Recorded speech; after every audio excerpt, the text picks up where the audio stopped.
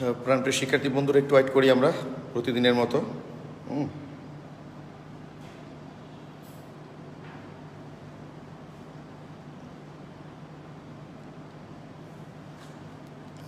বেশি student join করছে। আফসারা, সানজিদা, ফারহান, মাসুর, সবাই সালাম দিচ্ছে। ওয়ালাইকুম আসসালাম। শাহরিয়ার ইসলাম, বুলবুল আহমেদ, ফরিদুজ্জামান, সাদমান, আফিয়া আবিদা, সুমাইয়া ইসলাম, ফারহান মাসুক, হাবিবুর রহমান, রাশেদুল ইসলাম, মাসুমা আক্তার, ফারহানা মাহমুদ, সুহান সাদিক, তিলোত্তমা পাল, সাদমান সাকিব, শাহজালাল হিমেল, তানভীর, আবরার, আফিয়া আবিদা, আল শাহরিয়ার, মাসুমা আক্তার, আব্দুল হাকিম। আচ্ছা, এসব অনেকে জয়েন করছো। আমরা এখন জাস্ট একটু সাউন্ডটা চেক করে নিই, ক্লাসটা শুরু করে দেবো।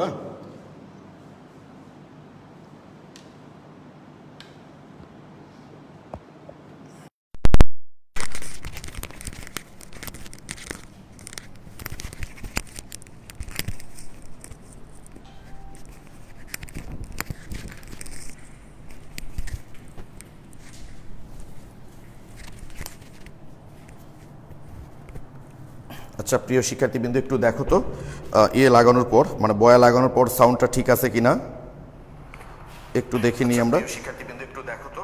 হ্যাঁ, সাউন্ড ওকে, তাহলে আমরা ক্লাসটা শুরু করতে পারি। বেশ কয়েকদিন পর ক্লাসে আসলাম, তাই না? বেশ কয়েকদিন মানে কাকতেলেভাবে শুক্রবার পড়ে গেছিলো, তো এই কারণে আমি তোমাদের কিছু প্রবলেম তোমার অঙ্কের দেখিয়েছো, সেগুলো আমি লিখে মানে প্রশ্নগুলো নাম্বারগুলো দাগাই নিয়ে এসেছি। ওকে ওকে, তো দেখো ক্লাসে উপস্থিতি তো খুবই কম। হ্যাঁ,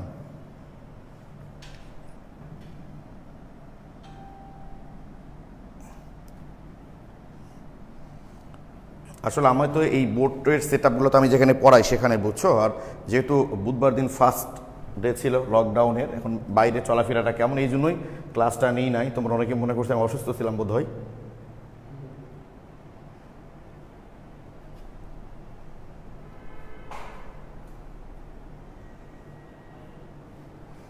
ওকে, তো দেখো তোমরা 10 নম্বর অঙ্কটা প্রায় ম্যাক্সিমাম স্টুডেন্টই বলছো 10 নম্বর অঙ্কটা প্রবলেম। এই কারণে আসলে তোমরা জানো যে বোর পরমাণু মডেলে ইলেকট্রনকে শুধুমাত্র কণা রূপে দেখানো হয়েছে, কি ঠিক আছে, সেখানে তরঙ্গ রূপে দেখানো হয় নাই। তবে ইলেকট্রন কণা এবং তরঙ্গ উভয় রূপেই থাকতে পারে, এটা প্রথম প্রকাশ করেছেন বিজ্ঞানী ডিব্রোগলি ইলেকট্রনের কণা এবং তরঙ্গ দৈর্ঘ্য উভয় প্রকাশ করে। অনেক সময় এমসিকিউ দেওয়া হয় যে ইলেকট্রনের কণা এবং তরঙ্গ উভয় ধর্ম প্রকাশ করেন কে? ডিব্রোগলি।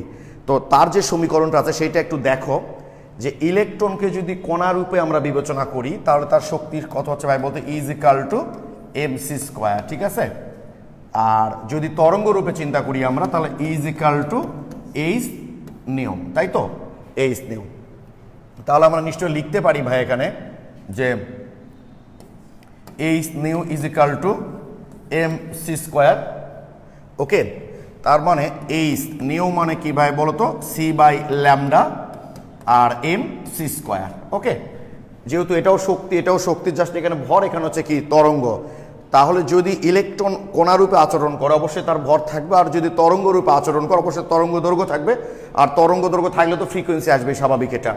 তাহলে আমরা লিখতে পারি দেখো H 1 by lambda is equal to M C square. Okay, sorry M C. তাহলে সি ইজ ইকাল টু কি লিখতে পারি ভাই? হ্যাঁ, আচ্ছা, ল্যামডা সমান একবারে লিখে দিই, তাই না? Lambda is equal to H by M C, ঠিক আছে। সাধারণত আমরা সিটা হচ্ছে আলোর বেগ। তোমরা জানো যে কোনো দৃশ্য বা অদৃশ্য আলোর উৎপত্তি হয় তড়িৎ এবং চৌম্বক ক্ষেত্রের প্রভাবে, এবং সেটাকে আমরা সাধারণত সি দ্বারা প্রকাশ করি, বেগ। তবে যে কোনো বস্তুর ক্ষেত্রে আমরা বেগটাকে কিসে প্রকাশ করি? ভিতে প্রকাশ করি। তাই আমরা ডি ব্রগলি সমীকরণে লিখি lambda is equal to H by M V. Just এখানে ছিল এটা ক্ষুদ্র যে কোনো কোণার ক্ষেত্রে, অর্থাৎ যে কোনো তড়িৎচুম্বক বিকিরিত রশ্মির ক্ষেত্রে বেগ, আর এটা যে কোনো কণার ক্ষেত্রে বেগ, তাই যা সি এর পরিবর্তে আমরা ভি লিখেছি। এই হলো আমাদের ডি ব্রোগলির সমীকরণ, অর্থাৎ ইলেকট্রন যে কণা এবং তরঙ্গ উভয় রূপে প্রকাশ করে তাদের মধ্যে একটা সম্পর্ক। এখন দেখো ভাই, আমরা যে কোনো একটা ক্ষুদ্র কণার ভর যদি বলে দিই, প্ল্যাঙ্ক ধ্রুবকের মান তো আমাদের জানা আছে, বেগ যদি বলে দিই তাহলে সহজে আমরা তার তরঙ্গ দৈর্ঘ্যটা বের করতে পারবো। একটা অঙ্কের কথা আমি প্রায় বলি যে ক্রিকেটার সাকিব আল হাসান এত ভরের একটা বলকে এত বেগে নিক্ষেপ করলো, ক্রিকেটার সাকিব আল হাসান এত ভরের একটা বলকে এত বেগে নিক্ষেপ করলো, তার নিক্ষিপ্ত বলটির তরঙ্গ দৈর্ঘ্য কত কি বের করা যাবে না ভাই? স্বাভাবিক, ভর যদি বেশি হয় তাহলে তরঙ্গ দৈর্ঘ্য অবশ্যই কম হবে, বেগ যদি বেশি হয় তাহলে তরঙ্গ দৈর্ঘ্য অবশ্যই তার কম হবে। কি ক্লিয়ার? এই হলো আমাদের 10 নম্বর যে অঙ্কটা, সেটার মূল কনসেপ্ট।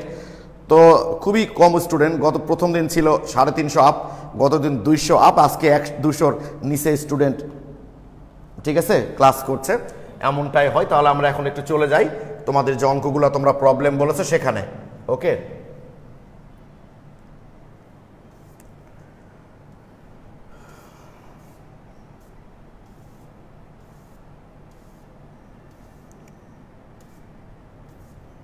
এই যে 10 নম্বর অঙ্কটাতে দেখো, এত ভরের একটি মার্বেলকে গুলতির সাহায্যে এত বেগে ছোড়া হলো, গতিশীল মার্বেলটির তরঙ্গ দৈর্ঘ্য কত? তাহলে খেয়াল করো ভাই, তরঙ্গ আবার গ্রাম, আর দেখো এটা যেহেতু আমরা এইচ এর মানটা বসিয়েছি জুল সেকেন্ড মানে এসআই এককে, তাই আমরা গ্রাম ভরটাকে কি করছি কেজি করছি, আর বেগ তো মিটার পার সেকেন্ডে আছে। এই যে অ্যান্সারটা হয়ে গেল তরঙ্গ দৈর্ঘ্য। ক্লিয়ার? তোমরা আমাকে বলো 10 নম্বর অঙ্কটা অবশ্য বেশ কিছু স্টুডেন্ট প্রবলেম বলেছো, এখন একটু প্লিজ বলো 10 নম্বর অঙ্কে কারো কোনো প্রবলেম আছে কিনা। কি ঠিক আছে? তাহলে এটা কিন্তু গুরুত্বপূর্ণ একটা এমসিকিউ যে ইলেকট্রন কণা এবং তরঙ্গ উভয়, ইলেকট্রনের কণা এবং তরঙ্গ উভয় ধর্ম প্রকাশ করেন কে? কি বললাম আমরা? ডি ব্রোগলি। ওকে, একটু প্লিজ তোমরা আমাকে বলো যে 10 নম্বর অঙ্কটা এখন ক্লিয়ার কিনা। Okay, thank you. Abdus Alman clear, Sudipta Sarkar clear, Fariduzzaman clear, Somaya Afrin Ridi clear, Hasibul Rahman clear. Okay, thank you, সবাই ক্লিয়ার লিখেছ। ওকে, তাহলে 10 নম্বর অঙ্কটা আমাদের হয়ে গেল। তারপর একজন 17 নম্বর অঙ্কের, আচ্ছা আমি 17 নম্বর অঙ্কের প্রবলেম হওয়ার কারণটা আমি কিন্তু ভাই বুঝতে পারলাম না। এটা বরিশাল বোর্ড 17 অঙ্ক আর কি। এত ন্যানোমিটার তরঙ্গ দৈর্ঘ্য বিশিষ্ট বর্ণালীর শক্তি নির্ণয় করো।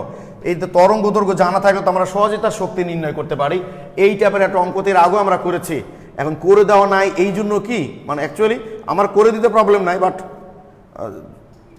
এই দেখো তো এই অঙ্কটাই না এটা, যার তরঙ্গ দৈর্ঘ্য এত নিক্ষিপ্ত ফোটনের শক্তি কত জুল, একই অঙ্ক। এখানে জাস্ট এইচ এর মানটা বলে দিয়েছে, আর এখানে এইচ এর মানটা বলা নাই। একটু তোমরা তো ভাই ফার্স্ট ইয়ার স্টুডেন্ট না, তাই না? তোমরা এখন পরীক্ষার্থী, এগুলো তো পারতে হবে। এখন ফার্স্ট ইয়ার মতো বেজ এখানে নিয়ে আসলে তো হবে না। এত তরঙ্গ দৈর্ঘ্য বিশিষ্ট বর্ণালীর শক্তি নির্ণয় করো, তার মানে ই ইজ ইকুয়াল টু কি? এইচ নিউ, নিউ মানে সি বাই ল্যামডা। তো তরঙ্গ দৈর্ঘ্য বলে দিয়েছে, প্ল্যাঙ্ক ধ্রুবকের মান, আলোর বেগ আমাদের জানা আছে। ঠিক আছে, সহজে অঙ্কটা কিন্তু হয়ে যাবে। এবার কত বলেছে? 21। হাইড্রোজেন পরমাণুর তৃতীয় শক্তি স্তরে আবর্তনশীল ইলেকট্রনের শক্তি নির্ণয় করো। গত ক্লাসে কিন্তু আমি দেখিয়েছি ভাই, যে কোনো একটা শক্তি স্তরের ইলেকট্রনের শক্তি নির্ণয়ের সমীকরণ কি? ইএন ইজ ইকুয়াল টু, যদিও মানটাকে মাইনাস হতো, তোমাদের বোধহয় ইয়েতে মাইনাসটা দেওয়া নাই। কত নম্বর অঙ্ক বলছি? 21। আচ্ছা, অ্যান্সার কিন্তু মাইনাস হতো আর কি, কোন শক্তির মান তো বলেছি মাইনাস হতো। ঠিক আছে, মাইনাস এই যে দেখো তো ওই যে 2 pi m two e to the power 4 বা n স্কয়ার, এই সমীকরণতে কি দেখলাম আমরা? ওইটুকুর মান এসেছিল 2.18 into 10 to the power minus 18 by কত নাম্বার? তৃতীয় শক্তি স্তর, n স্কয়ার। এই তো এটাই তো অ্যান্সার, জাস্ট এখানে মাইনাসটা হতো আর কি, এখানে মাইনাসটা ছুটে গেছে অ্যান্সার দেওয়ার সময়। বলো তো ক্লিয়ার কিনা? 21 নাম্বারটা ক্লিয়ার কিনা বলো আমাকে, যারা 21 প্রবলেম বলেছে রাখ বলো 21 নাম্বারটা ক্লিয়ার কিনা? 21 নাম্বারটা ক্লিয়ার কিনা একটু কমেন্ট। তোমার নিজে কি এত আলোচনা করছো ভাই? ওকে, 21। আচ্ছা, অঙ্কুর পাল তীর্থ, তাইবা ইসলাম, সুদীপ্ত সরকার, তন্ময়, মহান, সবাই ক্লিয়ার লিখেছ, থ্যাংক ইউ। ওকে, 25। এই এটা খুবই সহজ, হাইড্রোজেন 25 নাম্বারটা 25। হাইড্রোজেন পরমাণুর কোন একটি কক্ষপথে ব্যাসার্ধ মানে আর এর মান দেওয়া আছে, গতিবেগ তার মানে ভি এর মান দেওয়া আছে, এত হলে আবর্তন কোন ইলেকট্রনটি কোন কক্ষপথ আবর্তনশীল রয়েছে, ইলেকট্রনের ভর এম দেওয়া আছে। তাহলে ইলেকট্রন দেখো তো ব্যাসার্ধ দেওয়া আছে, বেগ দেওয়া আছে, তার মানে কৌণিক ভরবেগের মান দেওয়া আছে। বলে কি দেওয়া আছে এখানে, এম ভি আর, এটা কৌণিক ভরবেগ না, গত ক্লাসে বলেছি আমরা। তাহলে কৌণিক ভরবেগের মান দেওয়া আছে, এম এর মান দেওয়া আছে, ব্যাসার্ধ আর দেওয়া আছে, ভি দেওয়া আছে। ইলেকট্রনটা কত নাম্বার শক্তি স্তরে, এটা তো একটা বলেছিলাম আমরা যে বোরের যদিও একটা ত্রুটি, যে যদি আমরা কৌণিক ভরবেগ বের করতে পারি তাহলে তার অবস্থানও বের করতে পারি, অবস্থান বের করতে পারলে কৌণিক ভরবেগের মানটাও বের করতে পারি, অর্থাৎ N H by twice pi. কি রে করা যাবে না অঙ্কটা এখন? এম কত আছে এখানে, মানে ইলেকট্রনের ভর 9.11 ইন্টু 10⁻⁻28। তাহলে এটা সিজিএস এ দেওয়া আছে তাই না, তাহলে সব মানগুলি সিজিএস এ আছে, অসুবিধা নাই। বেগ কত আছে 5, সবই তো সিজিএস আছে, 5.4452 ইন্টু 10⁻7। ব্যাসার্ধ কত আছে 8.5 ইন্টু 10⁻⁻8। এইচ এর মান তো আমরা জানি কেন কত, 6.626 ইন্টু 10⁻27 আর্ক সেকেন্ড, কারণ সিজিএস এ বসাইতে হবে। আর পায়ের মান তো সবাই জানো, কেনটা এখান থেকে বের করা যাবে না, খুব সহজে বের হয়ে আসবে। 25 নাম্বারটা যারা প্রবলেম বলেছিলা বুঝতে পারলা কিনা বলো প্লিজ, 25 নাম্বার অঙ্কটা ক্লিয়ার কিনা? 25 নাম্বার, আচ্ছা আসিফা আনান, আর যে জিজ্ঞেস করতো সে ক্লিয়ার কিনা বলো তো ভাই একটু। রায়হান ক্লিয়ার, হাবিবুর রহমান, আচ্ছা তালাবিন কবির, কি রে এগুলো কি বলছো তোমরা নিজেরা? আমি প্রশ্ন জিজ্ঞেস করছি আর নিজের মধ্যে কি আদান প্রদান করছে এগুলো কথাবার্তা। এটা তোমরা ফার্স্ট ইয়ার বা সেকেন্ড ইয়ার না, কিন্তু আমি বারবার বলছি তোমাদের ফার্স্ট ইয়ার বা সেকেন্ড ইয়ার স্টুডেন্ট তোমরা এখন না, তোমরা এখন পরীক্ষার্থীরা, মাথায় রাখবা, বি সিরিয়াস। দেখছো না এবার কি অবস্থা হলো, যে আমি তোমাদের কেন বারবার বলছি যে আগে তোমাদের শর্ট সিলেবাসে যেটা আছে, সেটা আগে কমপ্লিট করে নাও। তারপর যখন দেখবে যে হ্যাঁ কমপ্লিট হয়ে গেছে পরিপূর্ণ, তখন নতুন আরো পড়া পড়ো।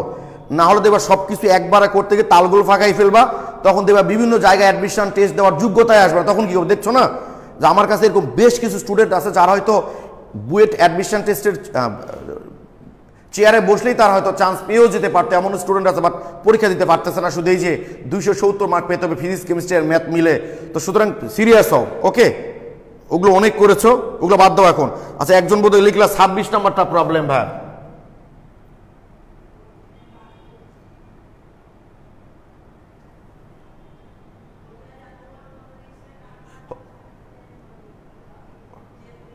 ও ইলেকট্রনদের এত বিকিরণিত আলোক ফোটন শক্তি এত হলে বিকিরিত রেডিয়েটিভ হাইড্রোজেন বর্ণালী কোন সারিতে অবস্থিত এবং এই রশ্মির তরঙ্গ দৈর্ঘ্য কত, এই তরঙ্গ দৈর্ঘ্য বের করতে পারলেই বুঝবো এটা কোন সারিতে অবস্থিত। ওই যে যদি 380 নিচে হয় তাহলে হচ্ছে অতি বেগুনি, তার মানে লাইম্যান সিরিজ। যদি তরঙ্গ দৈর্ঘ্য আমাদের কি কি ঠিক আছে, বা N2 এর N1 প্রথম শক্তি স্তরে স্থানান্তরিতের সময় বিকিরণ ফোটন, তুমি যে কোনো ভাবে বের করতে পারো, এটা ওকে করে দেওয়া আছে এখানে রে ভাই। এই যে তরঙ্গ দৈর্ঘ্য নিচে 380 ন্যানোমিটারের নিচে, তার মানে কি লাইম্যান সিরিজ, ওকে?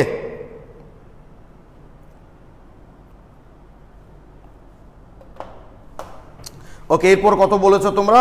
27 নাম্বার। ও এইটা অবশ্য তোমাদের আমি এখানে দেখাইনি, এটা তোমাদের এসএসসি তে ছিল, বুঝছো? যে প্রকৃতিতে ক্লোরিনের দুটো আইসোটোপের ভর এত এত, এদের প্রাচুর্য এত হলে পারমাণবিক ভর নির্ণয় সমীকরণ হচ্ছে ওই যে কত কত কত ভর 35, কত পার্সেন্ট ওটা এত, প্লাস কত ভর 37, কত পার্সেন্ট এত, বাই 100। এইভাবে ওই আইসোটোপের গড় পারমাণবিক ভরটা ভাই বের করা যায়। এইটা তোমাদের অবশ্য ইন্টারমিডিয়েট আমি করাইনি, কারণ তোমাদের ইয়েতে ছিল এগুলো, ওই যে এসএসসিতে ছিল আর কি। হ্যাঁ ওই সমীকরণ সূত্রই যেটা, যে প্রকৃতিতে প্রাচুর্যতার পরিমাণ ইন্টু তার ভর প্লাস, মানে আসলে জিনিসটা তো এরকম না, এটা তো আসলে এরকম, এই যে এ ধরো A1/100 যোগ ধরো B(A2/100) এরকম আর কি। তো লসাগু করলে এরকম সমীকরণটা চলে আসে, এটা তোমাদের 9-10 ছিল আর কি। তারপর কত 33,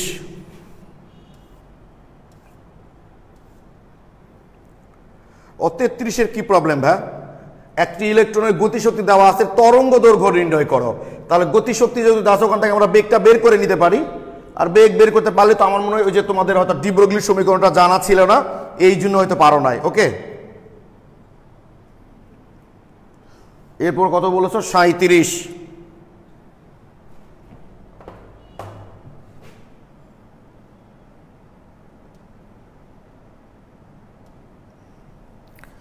হাইড্রোজেন পরমাণুর নিউক্লিয়াস থেকে তৃতীয় কক্ষপথের দূরত্ব মানে, তৃতীয় কক্ষপথের দূরত্ব মানে বোঝেন ভাই ব্যাসার্ধ।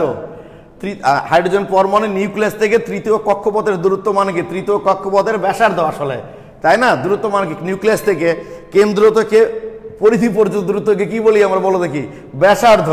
তার মানে হাইড্রোজেন এনতম মানে তৃতীয় কক্ষপথের ব্যাসার্ধ নির্ণয় করতে বলছে। তাহলে এ নট ইন্টু এন স্কোয়ার, তাই না? তাহলে এ নটের মান কত? 0.53, তৃতীয় 3 স্কোয়ার, এটাই অ্যান্সার। ও এটা আসবে হচ্ছে অ্যাংস্ট্রোমে। তোমার এখানে তো কোনো কিছু উল্লেখ করেনি, তুমি চাইলে অ্যাংস্ট্রোমে রেখে দিতে পারো। আর যেহেতু বই থেকে অঙ্কটা কপি করেছি তো বই উত্তরটা সেন্টিমিটার আছে, তাই আমি এখানে সেন্টিমিটারে দিয়েছি আর কি। তোমরা ইচ্ছা করলে অ্যাংস্ট্রোমে রেখে দিতে পারো, কোনো অসুবিধা নাই। যদি যেহেতু চাইনি যে কত, তাহলে এই মোটামুটি এই প্রবলেমগুলো তোমরা গ্রুপে পোস্ট দিয়েছিল। 40 নম্বরের উত্তর, ও আচ্ছা, ওই তোমার নতুন যেটা আমি পোস্ট দিয়েছিলাম ওখান থেকে দেখেছো, তাই না? 40 নম্বর কি আছে দেখি।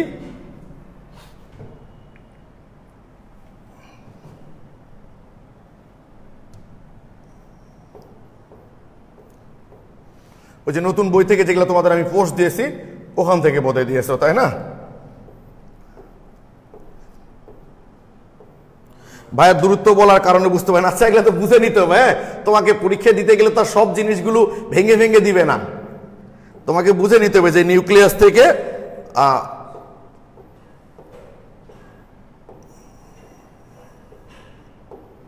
ও হ্যাঁ 40 নম্বর উত্তরটা ভুল আছে ভাইয়া, বুঝছো? ঠিকই বলেছো, এখানকার উত্তরটা ভুল আছে। আয়নের ইলেকট্রনটি চতুর্থ শক্তি স্তর থেকে দ্বিতীয় স্থানান্তরিত বিকিরণ ফোটনের শক্তির মান কত কিলো জুল? ঠিক আছে, এটা ঠিকই বলেছো ভাইয়া তোমরা, এটা আসলে ভুল আছে। ঠিক আছে, তোমরা যেটা বের করছো সেটাই ঠিক। আর কোনো অঙ্কে কোনো প্রবলেম আছে কিনা একটু কমেন্টে জানাও। মোটামুটি আমাদের এই যে হাইড্রোজেন পরমাণুর বোর যে মডেল এবং সেই মডেলের আলোকে যে বর্ণালীগুলো এবং সেই বর্ণালী সংক্রান্ত যে অঙ্কগুলো আছে সেগুলো আমরা মোটামুটি সলভ করলাম। ওকে, প্লিজ একটু বলো তোমাদের কারো কোনো প্রবলেম আছে কিনা।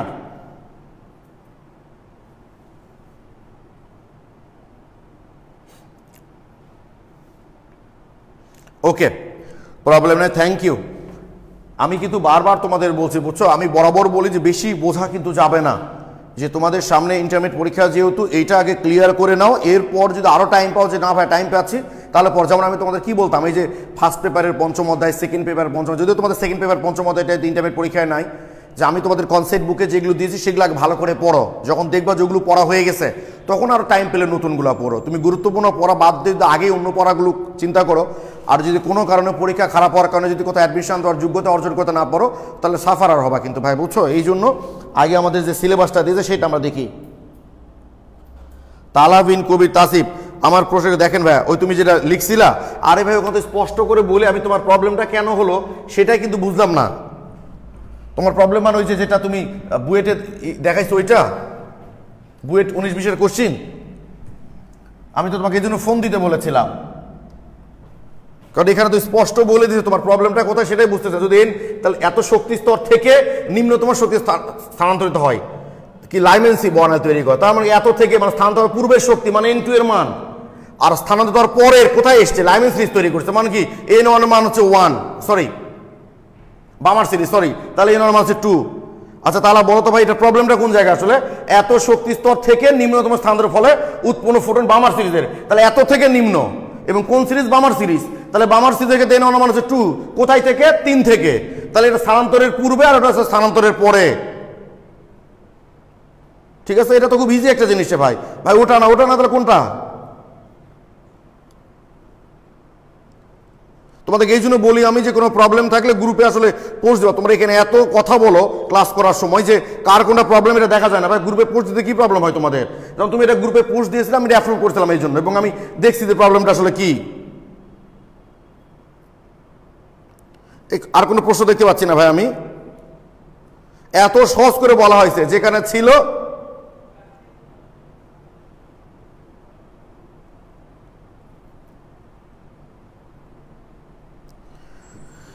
হ্যাঁ ঠিকই, এরকম একটা অ্যান্সার হবে সম্ভবত। হ্যাঁ তোমাদের অ্যান্সারটা এখানে ভুল আছে 40 নাম্বার, ঠিকই বলেছো ভাই।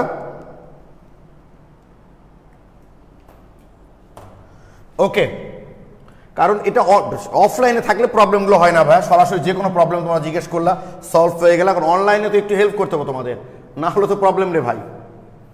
ওকে, তাহলে অঙ্কগুলো আমাদের হয়ে গেছে, আমরা এখন আবার একটু বোর মডেলে চলে যাই, তাহলে আমাদের শেষ হয়ে যাবে। এগুলো জাস্ট তোমাদের লাকি যে ইন্টারমিডিয়েট পরীক্ষা এগুলো লাগছে না, আয়ারসির ব্যবহারটা আবার। ওকে, বোর মডেলটা কোথায় আছে গো, পরে আছে নাকি আরো?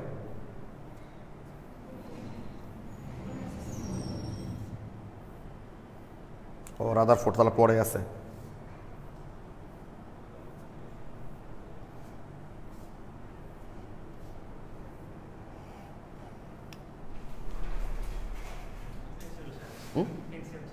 ও সালাম স্যার, স্যার একটু বসেন স্যার, ক্লাস শেষের দিকে 12টা স্যার, একটু বসেন স্যার। কেন চলে যাবেন? জি স্যার, এই তো জি স্যার, না শুধু ক্লাস নেওয়ার জন্য এসছি স্যার, না প্রতিদিন এই যে আজকে এসে হয়তো পরশুদিন আবার আসবে এরকম স্যার। পরশুদিন আপনি কল দেবেন স্যার, বের হলে আপনার কল দেবেন স্যার। স্যার স্যার রোজা আছেন তো নাকি?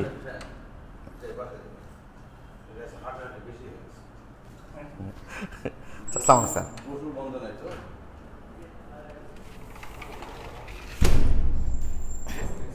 হ্যাঁ স্যার বলতে দিতে দেখে নাই, ওই একজন লিখছে ক্লাস শেষের দিকে, না ভাই শেষের দিকে না, স্যারকে বললাম তাই।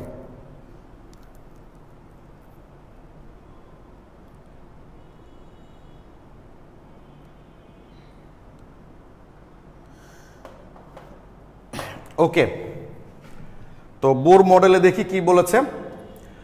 1 নম্বর তো আমরা জানি যে বোর শুধুমাত্র হাইড্রোজেন এবং তার মতো একটা ইলেকট্রন যাদের আছে তারা কি পরিমাণ শক্তি শোষণ বা বিকিরণ করতে পারে সেটা আমরা মেজারমেন্ট করতে পারি। 1-এর বেশি ইলেকট্রন থাকলে তারা কি পরিমাণ শক্তি শোষণ বা বিকিরণ করতে পারে, এইটা আমরা হাইড্রোজেন বোর মডেল থেকে আসলে বের করতে পারি না। এক শক্তি স্তর থেকে অপর শক্তি স্তরে ইলেকট্রনের প্রতিটি স্থানান্তরের জন্য বোর মডেল অনুসারে বর্ণালীতে এক একটি রেখা পাওয়া যাওয়ার কথা, কিন্তু উচ্চ শক্তির বর্ণালী বীক্ষণের সাহায্যে বিশ্লেষণে দেখা গেছে যে কোনো কোনো রেখার উপর একাধিক বর্ণালীর উৎপত্তি পাতিত হয়েছে। এসব সূক্ষ্ম রেখার কিভাবে উৎপত্তি কিভাবে হয়েছে তা বোর মডেল ব্যাখ্যা করতে পারে নাই। দেখো বোর মডেল কি হচ্ছে, 1 নম্বর শক্তি স্তর থেকে মনে করো 2 নম্বর শক্তি, বা 2 নম্বর শক্তি স্তর থেকে 1 নম্বরে, বা 3 নম্বর থেকে 2 নম্বরে, বা 3 নম্বর থেকে 1 নম্বরে, এই যে একটা শক্তি স্তর থেকে আরেকটা শক্তি স্তরে গেলে এবং প্রত্যেকটা স্থানান্তরের জন্যই বর্ণালীতে এক একটা রেখা পাওয়া যাওয়ার কথা। কিন্তু শক্তিশালী বর্ণালী বীক্ষণ যন্ত্র দ্বারা এক্সপেরিমেন্ট করে দেখা গেছে প্রত্যেকটা বর্ণালী রেখা আবার অনেকগুলো ক্ষুদ্র ক্ষুদ্র রেখার বিভক্ত। কি বললাম, প্রত্যেকটা বর্ণালী রেখা অনেকগুলো ক্ষুদ্র ক্ষুদ্র রেখায় বিভক্ত। এইসব ক্ষুদ্র রেখার উৎপত্তি আসলে কোথায় এই সম্পর্কে বোর কোনো মতবাদ ব্যক্ত করতে পারেন নাই। এটা আমরা পাই ওই যে জিমেন বা স্টার্ক প্রভাব থেকে। সেটা হলো কি যে এই যে প্রত্যেকটা বর্ণালী রেখাগুলো আবার অনেকগুলো ক্ষুদ্র ক্ষুদ্র রেখার বিভক্ত হয়েছে, এই কারণে বোর মডেলে কিন্তু শুধুমাত্র পরমাণুর অরবিট সম্পর্কে ধারণা দেওয়া হয়েছে, শক্তি স্তর সম্পর্কে ধারণা দেওয়া হয়েছে, অরবিটাল সম্পর্কে কিন্তু কোনো ধারণা দেওয়া হয় নাই। আসলে প্রত্যেকটা শক্তি স্তরের মধ্যে আছে উপশক্তি স্তর, সেই উপশক্তি স্তরগুলোর মধ্যে আছে কিন্তু আবার উপশক্তি স্তর যাদেরকে আমরা অরবিটাল বলে থাকি আসলে। তো বোর মডেলে যেহেতু অরবিটাল সম্পর্কে কোনো ধারণা নাই, এই কারণে এই সূক্ষ্ম রেখার উৎপত্তির সম্পর্কে বোর মতবাদ থেকে কোনো কিছু ব্যাখ্যা করা যায় না। বা জিমেন প্রভাব থেকে আমরা বা স্টার্ক প্রভাব থেকে বলতে পারি যে এই বর্ণালী রেখাগুলো তড়িৎ এবং চৌম্বক ক্ষেত্র দ্বারা প্রভাবিত হয়, এবং শক্তিশালী চৌম্বক ক্ষেত্র বা তড়িৎ ক্ষেত্রের মধ্যে যদি আমরা এই বর্ণালী রেখাগুলোকে স্থাপন করি তাহলে প্রত্যেকটা বর্ণালী রেখা অনেকগুলো ক্ষুদ্র ক্ষুদ্র রেখায় বিভক্ত। এই কারণে ওই যে বললাম শক্তি স্তরের মধ্যে আছে উপশক্তি স্তর, আবার উপশক্তি স্তরের মধ্যে আছে কি আছে উপশক্তি স্তর, মানে অরবিটাল।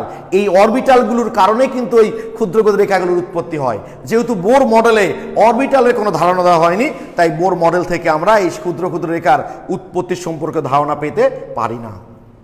কি ক্লিয়ার কি এটুকু? তোমরা একটু প্লিজ কমেন্টে জানাও যে তার 2 নম্বর ত্রুটিটা বুঝতে পেরেছো কিনা।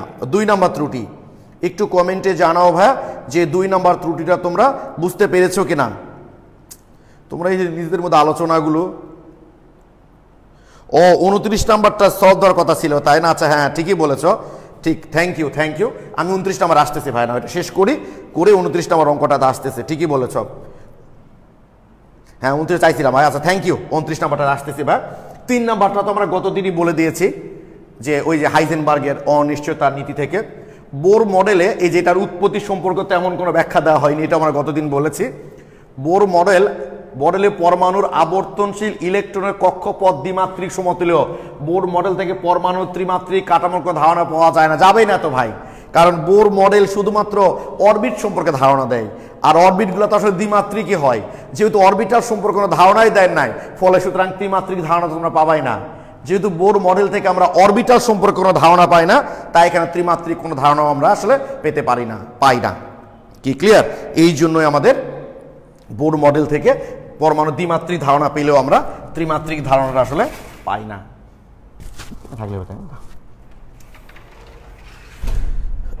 ওকে ক্লিয়ার এটা? আচ্ছা আমি 29 নম্বর অঙ্কটা না, থ্যাংক ইউ ভাইয়া।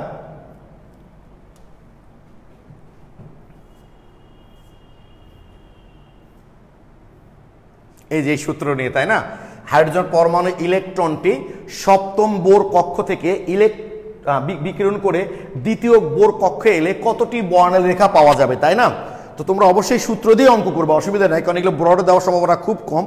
এমসিকিউ দিবে তোমরা n2 - n1 × n2 - n1 + 1/2। এই সূত্রটা কেন হচ্ছে দেখো, তোমাদের ধারার যোগফলের মতো বোধ হয় নাকি এটা? তো দেখো তোমরা এটা কেমনে 15টা বের হচ্ছে একটু খেয়াল করো, আমি তোমাদের দেখাই দিচ্ছি ভাই। দেখো সপ্তম বোর কক্ষপথ থেকে, তাই না, কত সপ্তম থেকে দ্বিতীয়তে বলেছে না, দেখলাম সপ্তম থেকে তো মনে হয় দ্বিতীয়তে, একটু দেখে নি, দ্বিতীয়তে। তাহলে খেয়াল করো 7 থেকে যখন 2 আসবে কতগুলো বর্ণালী রেখা হতে পারে দেখো। তাহলে 7 থেকে 6 আসার জন্য একটা, 6 থেকে 5-এ আসার জন্য একটা, সরি 7 থেকে 6 আসবে তার জন্য একটা, 7 থেকে কত আসবে 5-এ, 7 থেকে কত 4-এ, কারণ প্রত্যেকটা স্থানান্তরের জন্য আলাদা শক্তি বিকিরণ হয়, আর আলাদা শক্তি বিকিরণ হলে কেউ আলাদা বর্ণালী রেখা পাবো আমরা 7 থেকে 3-এ, 7 থেকে 2-এ। তাহলে মোট কয়টা হচ্ছে দেখো তো এখানে, 1 2 3 4 5টা। ওকে, এবার 7 থেকে যখন 2-এ আসবে, তাহলে 7 থেকে 6 আসার জন্য এক প্রকার শক্তি বিকিরণ হবে, 7 থেকে 5-এর জন্য আলাদা, 7 থেকে 4-এর জন্য আলাদা, 7 থেকে 3-এর জন্য আলাদা, 7 থেকে 2-এর জন্য আলাদা। তাহলে এখানেই পাবো আমরা কয়টা, 5টা। এবার 7 থেকে 2 আসার মাঝখানে 6 আসবে না, এবার 6 থেকে তো 5-এ আসবে, 6 থেকে 4-এ আসবে, 6 থেকে 3-এ আসবে, 6 থেকে 2-এ আসবে, এখানে কয়টা পাবো, 4টা। এবার কি হবে বলো দেখি, এবার 5 থেকে তো আবার নিচে নামবে, 5 থেকে 4-এ, 5 থেকে 3-এ, 5 থেকে 2, কয়টা হচ্ছে, 3টা। এবার 4-এর পালা, 4 থেকে 3-এ, 4 থেকে 2-এ, কয়টা হচ্ছে এখানে, 2টা। এবার 3 থেকে 2-এ কয়টা হচ্ছে, একটা। তাহলে মোট কয়টা হলো, 5 4 9 10 11 12 13 14, এই দেখো 15। জিনিসটা আসলে এই জিনিস এভাবে বের করতে হয়, তো এটাকে আমরা ওই সূত্রে অ্যাপ্লাই করলেই সংখ্যাটা বের হয়ে যায়। ওকে ক্লিয়ার কিনা বলো? উপশক্তি স্তরের ইংলিশ কি, আর আসলে উপশক্তি স্তরকে আমরা তখন ভাইয়া আর ওই উপশক্তি স্তর বলেন, ওটাকে আমরা অরবিটাল বলে থাকি আসলে, কি ঠিক আছে? উপশক্তি স্তর ওইটাকে আমরা অরবিটাল বলে থাকি, তোমাদের বোঝানোর সুবিধার্থে আমরা উপশক্তি স্তর বলা হয়। ওকে, আচ্ছা সুদীপ্ত সরকার তন্ময় লিখেছে, ওয়াও থ্যাংক ইউ।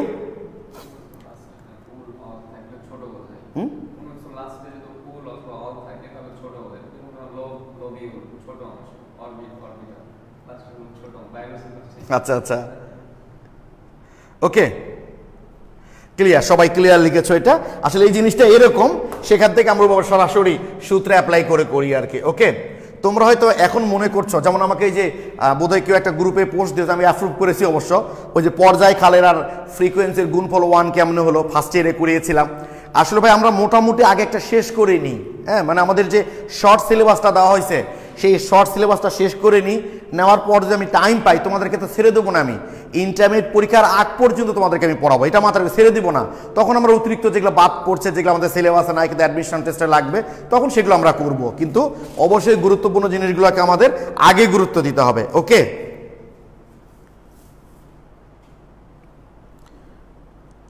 হ্যাঁ ঠিক আছে তো ভাই, ওই লয় দেওয়া ছিল তো, ঠিক আছে ওভাবেই তোমরা করবা, বললাম তো। ও মুরাদ মেহবুজ অফলাইনে কে ক্লাস করছে? অফলাইনে ক্লাস করছে আমাদের ছোট ভাই তোহা, ও আমার স্টুডেন্ট ছিল প্রাক্তন, ও এখন বায়োলজি পড়ায়, হ্যাঁ ওই ক্লাস করছে আর কি। এই তোমাদের কোনো ফ্রেন্ড না।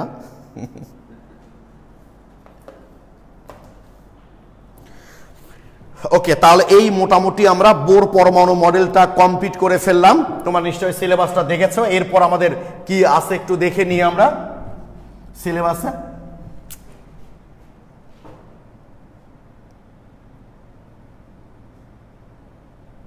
তোমাদের কাছে তো সিলেবাসটা আছে তাই না? এই যে আমরা রাদারফোর্ড বোর মডেল করে ফেললাম। বোর মডেল হাইড্রোজেন পরমাণু বর্ণালী আমাদের হয়ে গেছে। এবার আমরা চলে যাব কোয়ান্টাম সংখ্যা। কোয়ান্টাম সংখ্যা বিভিন্ন উপস্তর এবং ইলেকট্রন ধারণ, কোয়ান্টাম সংখ্যা আলোচনা করতে গেলে সব হয়ে যাবে। আর কোয়ান্টাম উপস্তরের শক্তিক্রম এবং আকৃতি, তার মানে এগুলো আমাদের লাগবে। ওকে, তো দেখো আমরা এখন অরবিটাল কোয়ান্টাম সংখ্যায় চলে যাব। খুবই ইম্পর্টেন্ট সিকিউ এমসিকিউ দুটার জন্যই খুবই গুরুত্বপূর্ণ কোয়ান্টাম সংখ্যা জিনিসটা। তাই কারো কোনো জায়গায় খটকা থাকলে সঙ্গে সঙ্গে বলবা। ওকে, তোমরা জানো যে ধরো একটা মানুষকে যদি জিজ্ঞেস করি তোমার বাড়ি কোন জায়গায়, ওকে যদি আমি খুঁজে বের করতে চাই, তার জেলা জানতে হবে, উপজেলা জানতে হবে, তার ইউনিয়ন জানতে হবে, তারপর গ্রাম জানতে হবে, তাহলেই না তাকে আমরা পাবো। ঠিক আছে, ঠিক তেমনই কোনো পরমাণুতে ইলেকট্রনকে যথাযথভাবে উপস্থাপন করতে হলে 4টা কোয়ান্টাম সংখ্যা আমাদের প্রয়োজন হয়। প্রধান কোয়ান্টাম সংখ্যা, সহকারী কোয়ান্টাম সংখ্যা, ম্যাগনেটিক কোয়ান্টাম সংখ্যা, আর একটা হচ্ছে স্পিন কোয়ান্টাম সংখ্যা। ঠিক আছে, প্রথমে আসি আমরা প্রধান কোয়ান্টাম সংখ্যা বোর। আচ্ছা, আবার তোমাদের একটু বলে নিই ভাই, এটা সবসময় মাথায় রাখতে হবে, তোমরা কিন্তু পরীক্ষার্থী, অর্থাৎ আমি এই কোয়ান্টাম সংখ্যা বোধহয় ফার্স্ট ইয়ারে, তোমরা যারা ফার্স্ট ইয়ার পড়ছো আমার কাছে খেয়াল করবা। আচ্ছা, ওই লাইট দেওয়া আছে তাই তো রিফ্লেকশন হচ্ছে, এতগুলো লাইট দিয়েছে এখানে।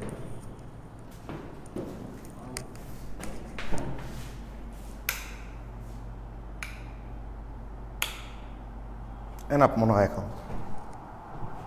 এখন ঠিক আছে না? কারণ আমাকে দেখতে না পেলেও হবে, তো বোর্ডটা ভালো করে দেখতে পেলেই হয়। এখন ঠিক আছে। ওকে, তো যেটা বলছিলাম যে 3টা বা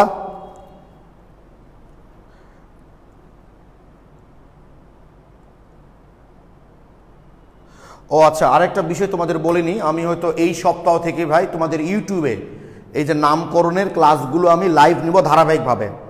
অর্থাৎ অ্যারোমেটিক যৌগের নামকরণ তোমরা করছো, যেটুকু করছো এনাফ, ওইটুকু হয়ে যাবে। আর অ্যালোফিটিক যৌগের নামকরণগুলো আমি সিরিয়ালি একটু তোমাদের নিব। হ্যাঁ, তোমাদের নামকরণ অনেকেই প্রবলেম বলেছ, অনেকেই বলেছ অফলাইন অনেকে আগে পড়েছে ভুলে গেছি, আমি তোমাদের নামকরণগুলো সিরিয়ালি নিব আর কি। আছে তো যাক, দেখো প্রধান কোয়ান্টাম সংখ্যা আমরা কাদের বলি, যে কোন একটা বোর পরমাণু মডেল অনুসারে ইলেকট্রনগুলো বিভিন্ন শক্তি স্তর থেকে নিউক্লিয়াসকে আবর্তন করে। ঠিক আছে, এই শক্তি স্তরগুলাকে যে কোয়ান্টাম সংখ্যার মাধ্যমে আমরা প্রকাশ করি তাকেই বলি প্রধান কোয়ান্টাম সংখ্যা। ঠিক আছে, অর্থাৎ অরবিটগুলোকে যে সংখ্যার মাধ্যমে প্রকাশ করি তাকেই বলা হয় প্রধান কোয়ান্টাম সংখ্যা।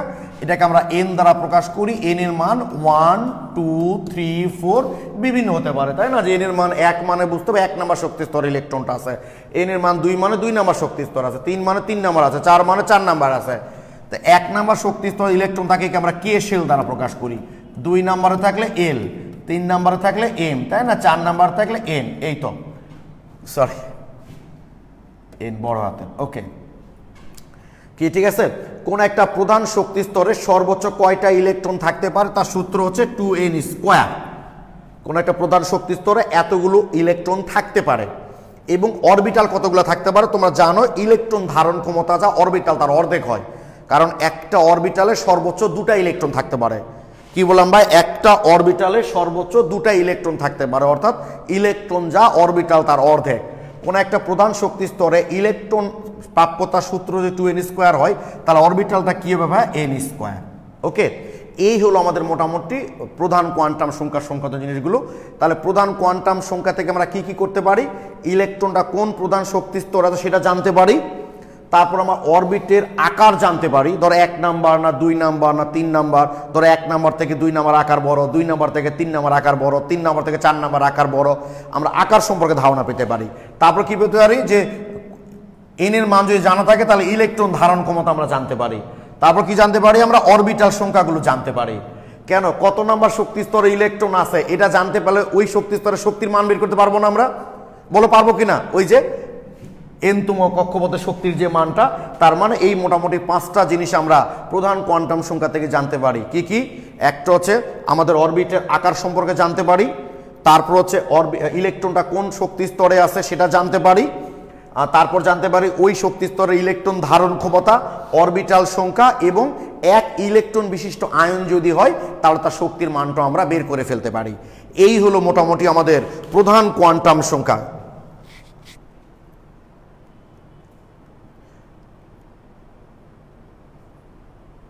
হ্যাঁ, লাইভ নিব ভাইয়া তোমাদের। আমি ইউটিউবে ক্লাসগুলো নিব, এই জন্য যে ক্লাসগুলো যেন ইউটিউবে থেকে যায়, লাইভ নিব। হ্যাঁ, লাইভ ক্লাসগুলো নিব ভাই, নামকরণের ক্লাসগুলো আমি ইউটিউবে লাইভ নিব। ওকে, একটু প্লিজ বলো এইটুকু ক্লিয়ার কিনা?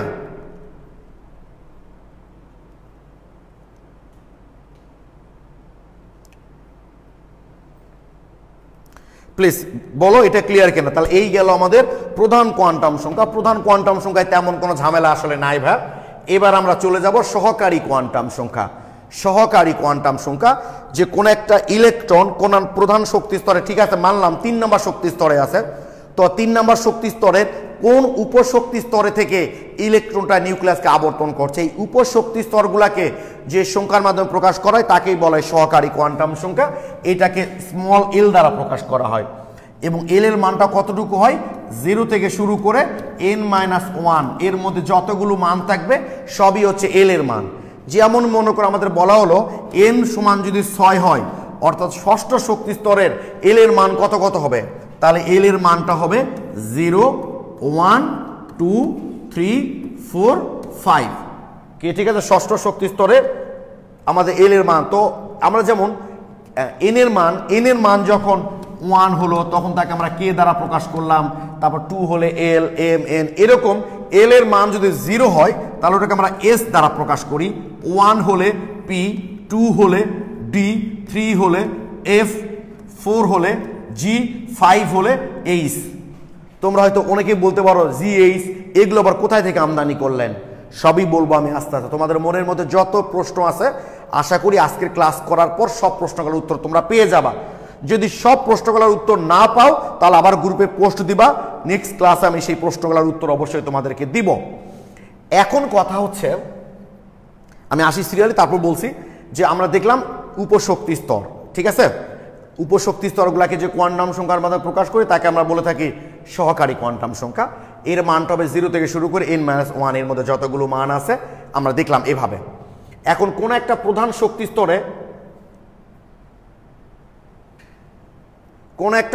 শক্তি স্তরে সর্বোচ্চ কয়টা ইলেকট্রন থাকতে পারে? ইলেকট্রন সংখ্যার সূত্র হচ্ছে ভাই 2 × 12 + 1। তাহলে ইলেকট্রন সংখ্যার সূত্র যদি 2 × 12 + 1 হয় তাহলে অরবিটালের সূত্রটা কি হবে? অরবিটাল, তাহলে অরবিটাল কয়টা হবে ভাই বলো তো? তাহলে ইলেকট্রন প্রাপ্যতার সমীকরণ যদি 2 × 12 + 1 হয় তাহলে অরবিটাল অর্ধেক।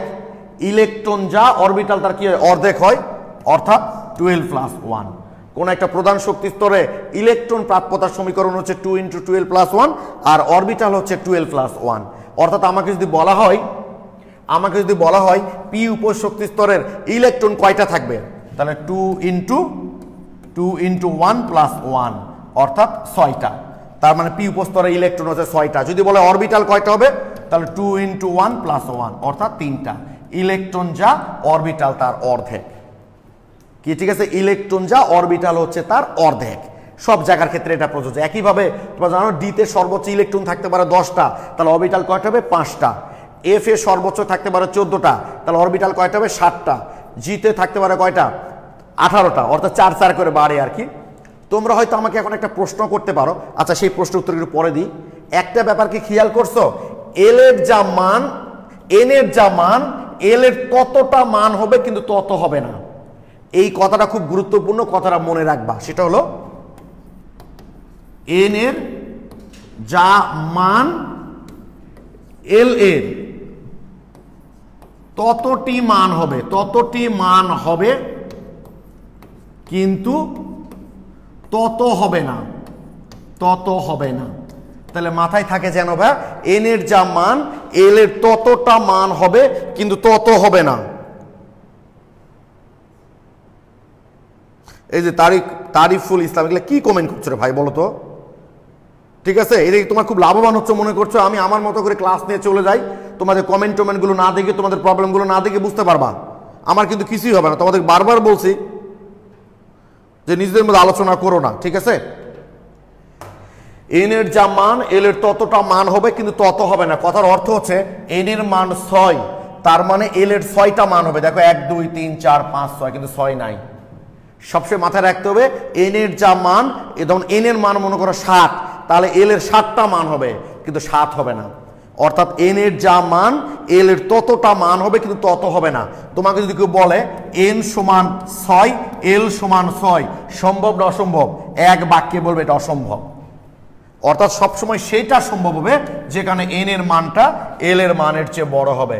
এইটা যেন অবশ্যই খেয়াল থাকে, এন এর মানটা এল এর মানের চেয়ে বড় হতে হবে সব সময়। এই যে আমি বলেছি n = 6 l = 6, এটা অসম্ভব। এন এর মান আর এল এর মান কখনোই সমান হইতে পারে না, এন এর মানটা অবশ্যই বড় হবে।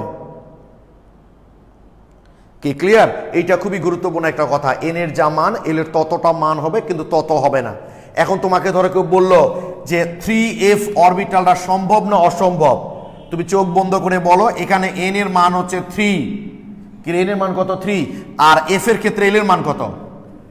f এর ক্ষেত্রে মান কত? 3, তাহলে n এর মান 3 l এর মানও 3 হচ্ছে এখানে 3f, তাহলে n এর মান 3 আর f মানে কি l এর মানও 3, তাহলে দুটা মানই 3, তাহলে দুটা মান সমান হয়েছে, সুতরাং 3f অরবিটাল অসম্ভব। সেই অরবিটালটাই সম্ভব যেখানে n এর মানটা l এর মানের চেয়ে বড় হবে। তোমাকে বলা হলো 5g সম্ভব না অসম্ভব? 5g সম্ভব না অসম্ভব? এখানে n এর মান হচ্ছে 5 আর g এর ক্ষেত্রে l এর মান কত দেখলাম? 4, তার মানে এখানে n এর মানটা l এর মানের চেয়ে বড়, তাহলে অবশ্যই সম্ভব। এইভাবে আমরা খুব সহজেই বের করতে পারি কোনটা সম্ভব আর কোনটা অসম্ভব।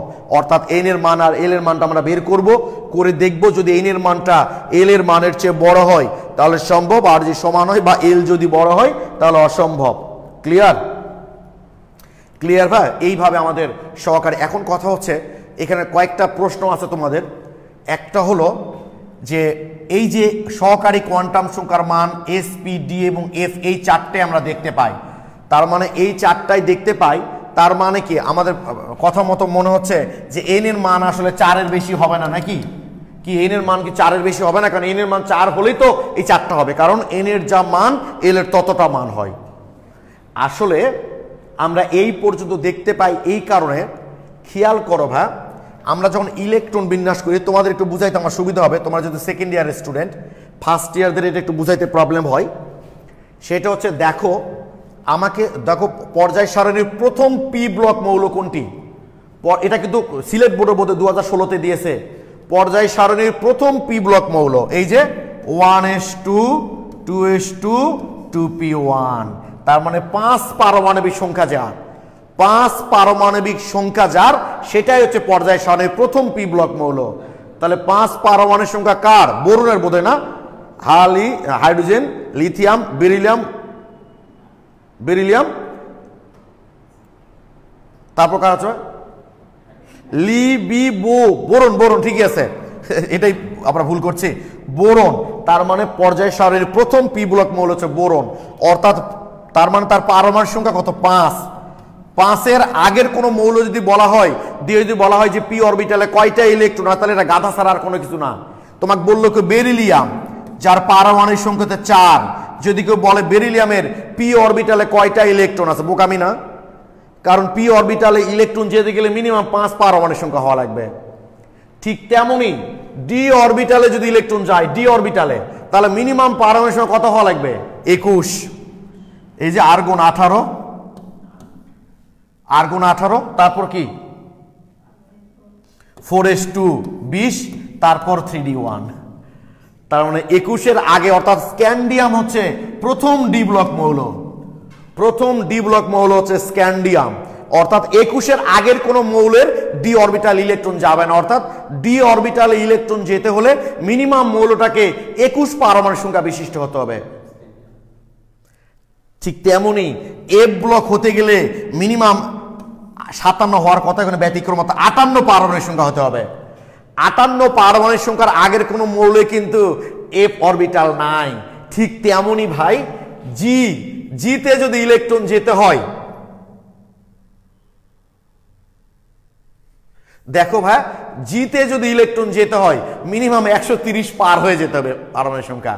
মানে জি অরবিটালে ইলেকট্রন যেতে গেলে মৌলটাকে 100 কত, আমি প্রতিবারই স্টুডেন্টদেরকে বলে আমি হিসাব করে বের করব, পড়ার খেয়াল থাকে না, ক্লাসে চলে আসে, তোমরা নিজেরা একটু এই যে ইলেকট্রন বিন্যাস থেকে বের করতে পারো। আমার আইডিয়া 30-এর কম না, তাহলে 130 পারমাণবিক সংখ্যা বিশিষ্ট মৌল কি আবিষ্কার হয়েছে এখনো? এই জন্য আমাদের বইগুলোতে এসপি ডি আর এফ এর বাইরে আসে না, কারণ এই এফ পর্যন্ত যেতে যেতে আমাদের যে কটা মৌল আবিষ্কার হয়েছে এফ পর্যন্ত যেতে যেতেই আমাদের শেষ হয়ে যায়। মানে এফ পর্যন্ত ইলেকট্রন বিন্যাস, মানে এফ পর্যন্ত, মানে এফ স্তরে যেতে যেতেই যে 118টা মৌল আছে সেগুলো শেষ হয়ে যায়। মানে জিতে যাওয়ার জন্য যত পারমাণবিক সংখ্যা বিশিষ্ট মৌল থাকা দরকার ওই মৌল এখন আবিষ্কারই হয় নাই। এই জন্য জিএইচ এগুলো নাই। তো নাই মানে কি? দেখতে পাও না মানে কি নাই নাকি? টিভিতে অ্যাড দেয় না যে দেখতে পাই না মানে কি নাই নাকি? তো তুমি জি দেখতে পাও না, এইচ দেখতে পাও না, কারণ ওই অরবিটালে ওই উপস্তরে যাওয়ার জন্য যে ইলেকট্রনটা দরকার সেই পারমাণবিক সংখ্যা বিশিষ্ট মৌল আসলে এখন আবিষ্কারই হয়নি ভাই। তাই আমরা এগুলো ইলেকট্রন বিন্যাস করতে গেলে এগুলোকে আমরা নিয়ে আসি না। এইটা গেল তোমাদের প্রথম প্রশ্ন। এই প্রশ্নের উত্তর ক্লিয়ার কিনা ভাই বলো তোমরা আমাকে। এই প্রশ্নের উত্তর ক্লিয়ার যে জিএইচ এগুলো নাই কেন? কারণ এগুলোতে যাওয়ার জন্য যত পারমাণবিক সংখ্যা বিশিষ্ট মৌল দরকার সেইটা এখনো আসলে আবিষ্কারই হয়নি ভাই, পরবর্তী আবিষ্কার সেটা পারবো আমরা। এইটা হলো প্রথম। দ্বিতীয় প্রশ্ন তোমাদের হচ্ছে যে তোমাদের অনেক বইয়ে লেখা আছে কোন একটা প্রধান শক্তি স্তরে সর্বোচ্চ 2n², এটা হলেও 32টার বেশি ইলেকট্রন কোনো শক্তি স্তরেই থাকে না। কেন এটা বলেছে? আসলে ভাষা বুঝতে হবে। যদি আমাকে বলে পঞ্চম শক্তি স্তরে সর্বোচ্চ কয়টা ইলেকট্রন থাকতে পারে, তাহলে 2n², অর্থাৎ 2 গুণ 5 5 25, আমি উত্তর 50টাই পূরণ করব। থাকতে পারে বলেছে, সর্বোচ্চ থাকতে পারে মানে থাকা সম্ভব, তাহলে 50টাই হবে।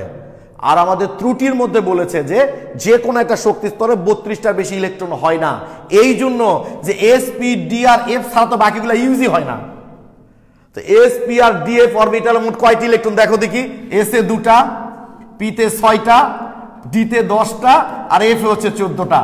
তাহলে কত হলো? 14 আর 10 24, আর 6 30, আর 2 32। এই জন্য বলি আমরা যে 32টার বেশি ইলেকট্রন আসলে নাই, কারণ এসপি ডিএফ অরবিটাল বাদে বাকি অরবিটালগুলিতে তো আসলে যাওয়ার মতো ইলেকট্রনই বর্তমানে নাই, এই কারণে। বাট আমাদের প্রশ্ন যখন বলবে সর্বোচ্চ থাকতে পারে কয়টা, অবশ্যই 2n² সূত্রতে যে কটা আসবে সেটাই কিন্তু অ্যান্সার হবে। ওকে, ক্লিয়ার ভাই? তোমরা এইটুকু আবার বুঝতে পারলা কিনা বলো? যে এই যে আমাদের বইয়ে লেখা আছে যে সর্বোচ্চ ইলেকট্রন ধারণ ক্ষমতার সূত্র T(n²) হলেও আবার অনেক জায়গায় লেখা আছে যে 32টার বেশি ইলেকট্রন থাকতে পারে না, এই জন্য বলেছে। বাট যদি সর্বোচ্চ কয়টি ইলেকট্রন থাকতে পারে এইভাবে যদি প্রশ্ন দেয়, তাহলে অবশ্যই 2n² দিয়ে যে কটা ইলেকট্রন হবে সেটাই পূরণ করতে হবে। Thank you Sudipta Sarkar, Tanmay clear ভাইয়া, শ্রাবণী পরিষ্কার ভাইয়া, Talabin Kabir clear, Habiba Sultana clear, Nafiza Nawar Nafi clear, thank you. আর একটা প্রশ্ন তোমরা আমাকে পড়ো সাধারণত,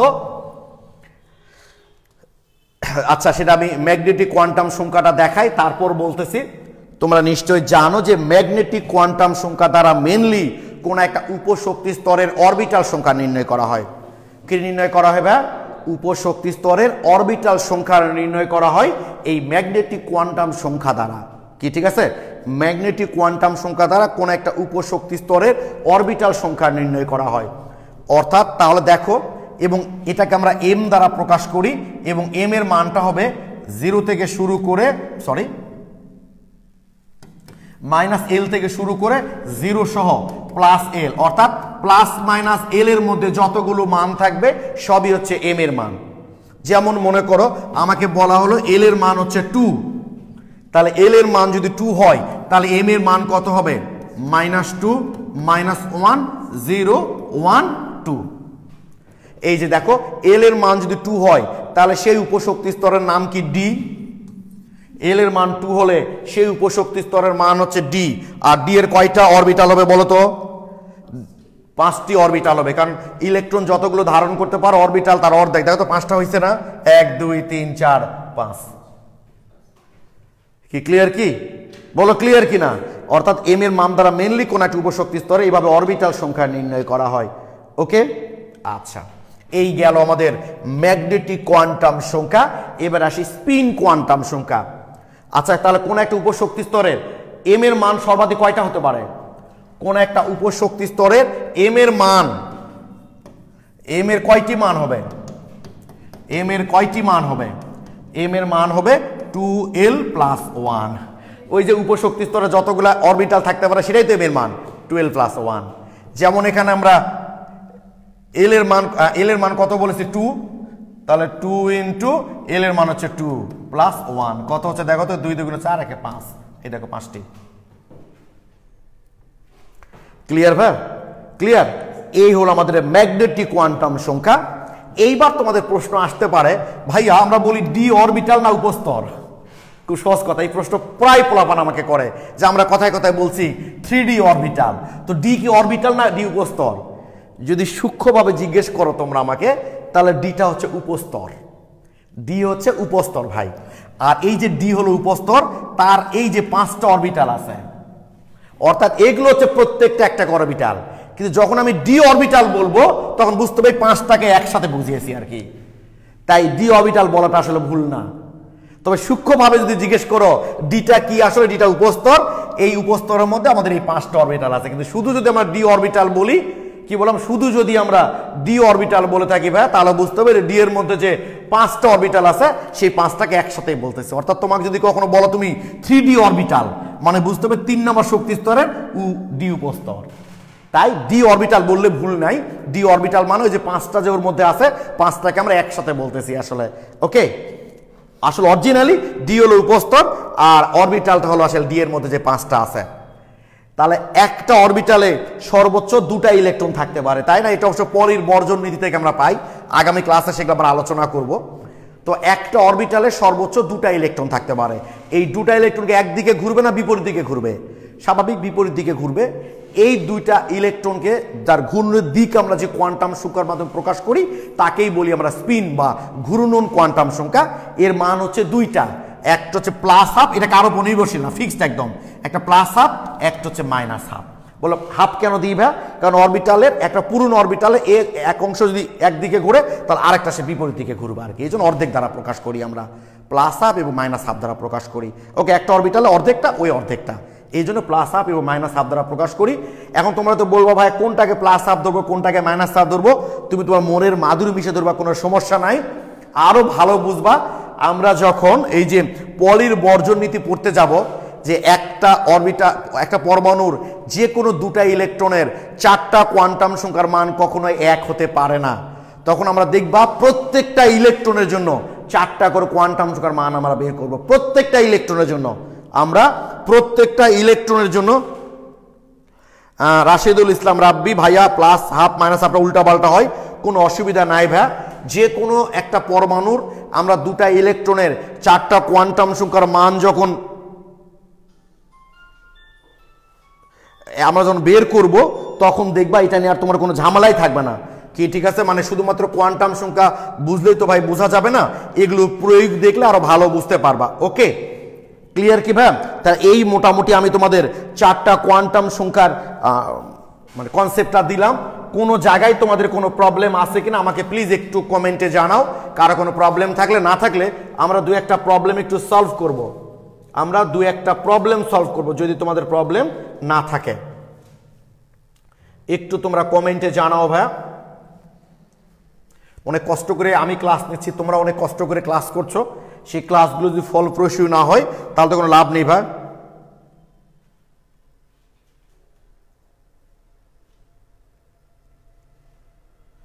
ক্লিয়ার? আচ্ছা, নাইদির আলী হেভি সুন্দর ক্লিয়ার, থ্যাংক ইউ। ফকফকা ক্লিয়ার, মেজাবিন সুদীপ্তর ক্লিয়ার ভাইয়া, thank you. Talabin Kabir Tasif clear ভাইয়া, ইস্তিয়াক আহমেদ পরিষ্কার। ও হাসিব রহমান, নতুন কিছু শিখলাম ভাইয়া, কোনো সমস্যা তেমন, যাক খুব ভালো লাগলো। তারপরে কোনো প্রবলেম, কোনো ধরনের প্রশ্ন মাথায় আসলে সেগুলো বলবা। তো আমি একটা এমসিকিউ জিজ্ঞেস করি, বলো তো এন এর মান হচ্ছে 2, মানে দ্বিতীয় শক্তি স্তরে অরবিটাল কয়টি? এন সমান 2 হলে অরবিটাল কয়টি? দ্বিতীয় শক্তি স্তরে অরবিটাল কয়টি? এ নাম্বার হচ্ছে 2টি, বি নাম্বার হচ্ছে 4টি, সি নাম্বার হচ্ছে 5টি, ডি নাম্বার হচ্ছে 10টি। প্লিজ আমাকে কমেন্টে জানাও N2 মানে দ্বিতীয় শক্তি স্তরের অরবিটাল কয়টি? দ্বিতীয় শক্তি স্তরের অরবিটাল কয়টি? প্লিজ। রাশিদুল ইসলাম রাব্বি 4, নাফিজা নাওয়ার নাফিজ 4, তানভীর আলম আসিফ 4, জান্নাতুল ফেরদৌস সি মানে 5, সজীব 4টি, সুদিত সরকার তন্ময় 4, হাবিবা সুলতানা 4, হাসিব রহমান 4, শাহিদুল থ্যাংক ইউ। আচ্ছা Shahidin Ahmed 5, Talabin Kabir 4, Nazmus Sakib thank you so much. সবাই সঠিক উত্তর দিয়েছে 4। অনেকেই মনে মনে 5 ভেবেছে, আমি এন এর মান 2 বলেছি। তাহলে প্রধান শক্তি স্তর এন এর মান যদি 2 হয় তাহলে অরবিটাল কয়টা শিখেছি আমরা? N square. কোন একটা প্রধান শক্তি স্তরের সর্বোচ্চ কয়টা অরবিটাল থাকতে পারে? এন স্কয়ার, তার মানে 2 স্কয়ার কত হচ্ছে? তাহলে 4টি। কি ক্লিয়ার? উত্তর হবে 4টি। অনেকেই 5 মনে করছে এল এর মান দেওয়া আছে, তো এল এর মান নয়, এটা তো এন এর মান। ওকে, আর তোমাদের ইয়েতে ব্রড পরীক্ষা এটা দিতেই পারো যে এন সমান 2 হলে অরবিটাল কয়টি হবে সেটা এন এবং এল এর মান হিসাব করে দেখো, সেভাবে দেখাতে পারো। তাহলে এন যদি 2 হয় তাহলে এল এর মান হবে 0 1। এন যদি 2 হয় তাহলে এল এর মান কত হবে বলো? 0 এবং 1। তাহলে এল যদি 0 হয় তাহলে এম এর মান 0, মানে একটা অরবিটাল। তাহলে এল যদি 1 হয় তাহলে এম এর মান কত হবে? -1 0 1। মোট কয়টা হলো? 4টা। 1 2 3 একে 4টা। এবং তোমাদের সিকিউ কিন্তু এভাবেই পূরণ করতে হয়, যে আমি দেখাচ্ছি, দাঁড়াও কিছু কোশ্চেন দেখাবো। ইলেকট্রন ধারণ ক্ষমতা বললেও তো 8টি, 2n স্কয়ার। ঠিক আছে, সবাই ক্লিয়ার? যারা 2-1জন ভুল করেছো তারা কি বুঝতে পেরেছো, বা তোমার বেশিরভাগ স্টুডেন্টই সঠিক উত্তর পূরণ করেছো, আমার খুব ভালো লাগলো। ওকে, জাস্ট একটু এমসিকিউ আমরা একটু দেখবো, সামান্য কিছু এমসিকিউ দেখবো আমরা। ওকে, তোমাদের বই থেকেই দেখি।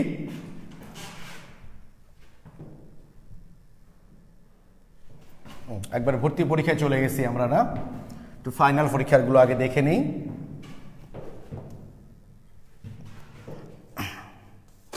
ওকে, তোমরা এগুলো তো আমাদের হয়ে গেছে, আমরা সিলেবাস অনুসারে পড়ছি। এগুলো একটু দিনের পড়া দিনে পড়ে নিবা ভাই। হ্যাঁ,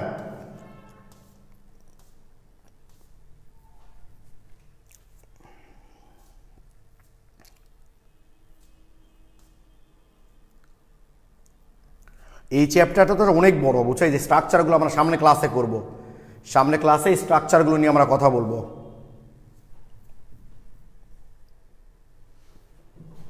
উপস্থিতি ক্লাসের খুবই কম, 150 মতোতে নেমে এসছে। মাঝখানে একদিন ড্রপ দিয়ে ক্লাস নিতে আসলাম। এমনিতে আমি আশা করছিলাম স্টুডেন্ট অনেক আসবে আসলে। ওই যে একটা কথা আমি তোমাদের প্রায় বলি না ভাই, যে মুখে যদি খাবারের অরুচি থাকে, ঘি মাখা ভাত দিলেও তো খাইতে ভালো লাগবে না। আচ্ছা, আমরা সৃজনশীল প্রশ্ন পেয়েছি কিছু, না? আচ্ছা, দেখে নেই কিভাবে প্রশ্নগুলো এসছে।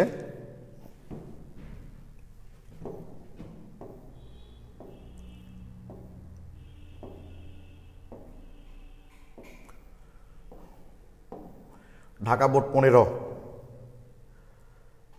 আচ্ছা, উদ্যোগ মডেলটি গ্রহণযোগ্য। আচ্ছা, তো মডেল থেকে দিয়েছে, অঙ্ক এগুলো তো পারবা তোমরা। এটা রাজশাহী বোর্ড 15তে দিয়েছিল। 2 নম্বর মডেলের ইলেকট্রন, সাধারণ ইলেকট্রন শক্তি এত হলে বিকিরিত রশ্মি তরঙ্গ দৈর্ঘ্য বের করো। কি পারবা না? 2 নম্বর মডেলের মানে এইটার, এই যে 2 নম্বর মডেলের ইলেকট্রন স্থানান্তরের সময় ইলেকট্রনের শক্তি এত হলে বিকিরিত রশ্মির তরঙ্গ দৈর্ঘ্য নির্ণয় করো। কি ঠিক আছে? পারবা নিশ্চয়ই। মডেল 1 ও মডেল 2 এর মধ্যে কোনটি অধিক গ্রহণযোগ্য ব্যাখ্যা করো। মডেল 1 মানে বুঝতে পারছো, এটা হচ্ছে রাদারফোর্ড পরমাণু মডেল, এটা হচ্ছে বোর পরমাণু মডেল। ঠিক আছে, কোনটা গ্রহণযোগ্য? অবশ্যই বোর পরমাণু মডেল বেশি গ্রহণযোগ্য। এইটা তোমাদের কনসেপ্ট বুকে দেওয়া আছে, দেখবা। দ্রাব্যতার গুণফল থেকে দিয়েছে, ইলেকট্রন বিন্যাস থেকে দিয়েছে।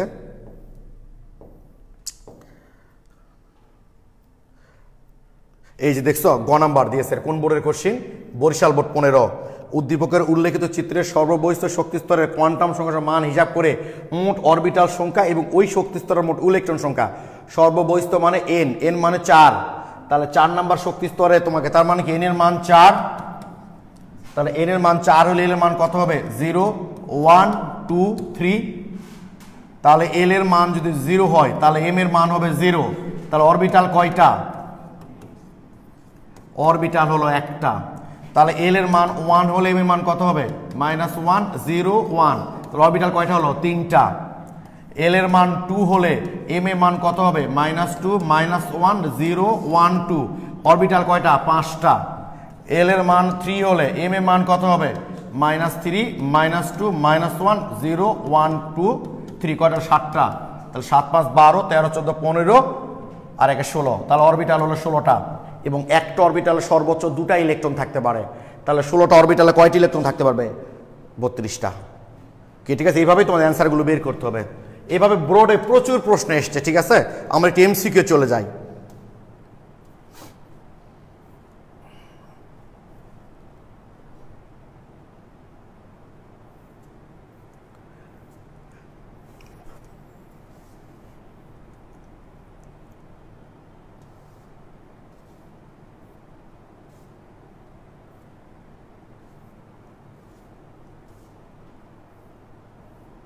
আমি তোমাদের একটু আগে যে এমসিকিউটা জিজ্ঞেস করছিলাম এইটা কিন্তু তোমাদের স্বপন কুমার মিস্ত্রি স্যারের বইয়ে আছে দেখো এটা সঞ্জিত স্যার তো মনিমুল হক মহিরউদ্দিন সুভাষচন্দ্র পাল মাহবুব হাসান লিঙ্কন মানে অক্ষরপত্র বই এই যে স্বপন কুমার মিস্ত্রি এই যে দেখো n সমান 2 হলে m এর কয়টি মান পাওয়া যায় তাহলে n সমান 2 হলে m এর কয়টা মান পাবো আমরা 4টা মান পাবো ওকে এটার জন্য মাথায় থাকে তোমাদের ঠিক আছে ওকে আমরা একটু বোর্ডের প্রশ্নগুলো সলভ করব কিছু প্রচুর আছে কোয়ান্টাম সংখ্যা থেকে এত প্রশ্ন আছে ওকে ও আচ্ছা আরেকটা জিনিস আমি এখানে তোমাদের ব্যাখ্যাটা করেও দিয়েছি এটা খুবই গুরুত্বপূর্ণ ভাই বোর্ড পরীক্ষাতেও এখান থেকে প্রশ্ন আসে দাঁড়াও তো এই যেটা বোর মডেল পরমাণুতে সিলেট বোর্ড 2016-তে দিয়েছে এটা বোর মডেল পরমাণুতে একটি বোর ইলেকট্রন তৃতীয় শক্তি স্তর বা স্থির কক্ষপথে একটি পূর্ণ আবর্তন করতে কয়টা পূর্ণ তরঙ্গ সৃষ্টি করবে দেখো ভাই এই যে বোর মডেল থেকে পাই যে ক্যালকুলেশন করে আমরা ফাইনালি যে সমীকরণটা পাচ্ছি সেইটা হচ্ছে এই যে n ল্যামডা অর্থাৎ যত নম্বর শক্তি স্তরে থাকবে ততটাই পূর্ণ তরঙ্গ সৃষ্টি করবে মানে n মানে কি যত নম্বর শক্তি স্তর আমরা এখানে কত তৃতীয় বলে তার 3 ল্যামডা তাহলে মাথায় থাকে যখন এমসি আমি লিখে দিয়েছি দেখো মনে রাখবে বোর ইলেকট্রন বিভিন্ন কক্ষপথ আবর্তনকালে কক্ষপথের প্রধান কোয়ান্টাম সংখ্যার সমসংখ্যক পূর্ণ তরঙ্গ সৃষ্টি করবে অর্থাৎ যদি বলে 2 নম্বর শক্তি স্তর অবস্থানকারী ইলেকট্রনের কয়টি পূর্ণ তরঙ্গ সৃষ্টি করবে বলে 2টি তৃতীয় শক্তি স্তরে 3টি চতুর্থ শক্তি স্তরে 4টি পঞ্চম শক্তি স্তরে 5টি আমি এটা লিখে দিয়েছি এজন্য স্যার ব্যাখ্যাটা এখান থেকে তোমরা দেখো রুমে আমার বিশ্বাস বুঝতে পারবা এটা খুব কঠিন জিনিস না কি ঠিক আছে এটা কিন্তু এমসিকিউ লাগবে সিলেট বোর্ড 2016 দিয়েছে আবার কুয়েট 9 দিয়েছে এমসিকিউটা তাহলে মাথায় থাকবে যত নম্বর শক্তি স্তর বোর মডেল পরমাণুতে এটি ইলেকট্রন যত নম্বর শক্তি স্তরে থাকবে ততটাই পূর্ণ তরঙ্গ সৃষ্টি করবে কারণ এই যেখান থেকে পূর্ণ 2 পাই r n ল্যামডা অর্থাৎ যত নম্বর শক্তি স্তরে থাকবে ততটাই পূর্ণ তরঙ্গ সৃষ্টি করবে ঠিক আছে এটা এমসিকিউ কিন্তু ফাইনাল পরীক্ষাতে দিয়েছে আমি দেখাচ্ছি এটা একটু মনে রাখবা ভাইয়া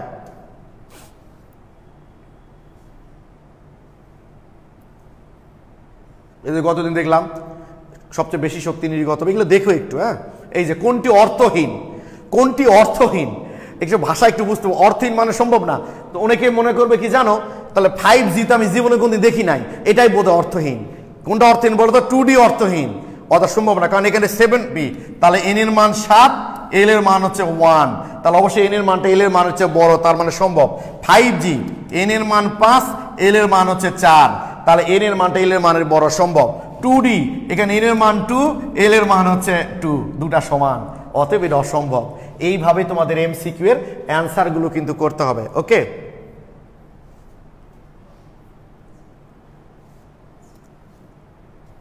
প্রচুর এমসিকিউ আছে তোমাদের কনসেপ্ট বুকে যদি একটু এমসিকিউ গুলো সলভ করে আমি আশা করি কমন পাবা তোমরা